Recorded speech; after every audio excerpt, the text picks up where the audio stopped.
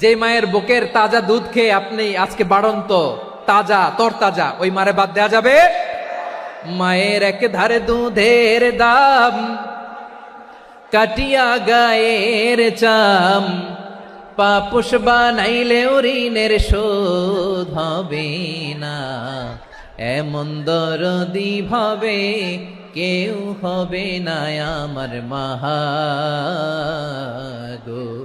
মায়ের এক ধারে দুধের দাম, কাটিয়া গায়ের চাম, পাপুষ বানাইলে ঋণের শোধ হবে না।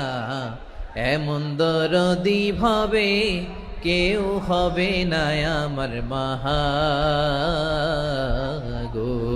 ঠিক কিনা? মাকে তো বাদ দেওয়া যায় না। وَقَضَى رَبُّكَ أَلَّا تَعْبُدُوا إِلَّا إِيَّاهُ وَبِالْوَالِدَيْنِ إِحْسَانًا। আল্লাহ বলে অবধারিত দুইটা ভার্ডিক তোমাদের জন্য, এক আল্লাহর ইবাদত করবা আর মা বাবার প্রতি ইহসান করবা। আদেশটা কার? মা বাবার প্রতি ইহসান করতে হবে। আমার মা হিন্দু হোক ভালো আচরণ করতে হবে, বৌদ্ধ হোক ভালো আচরণ করতে হবে।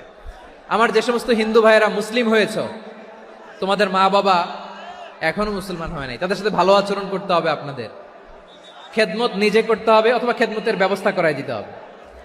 মান্থলি যে খরচ লাগে এটা দিতে হবে। আরে তুমি এখন মুসলিম, তোমার মা বাবা হিন্দু, এখনই তো সুযোগ ইসলামের সৌন্দর্য দেখানো।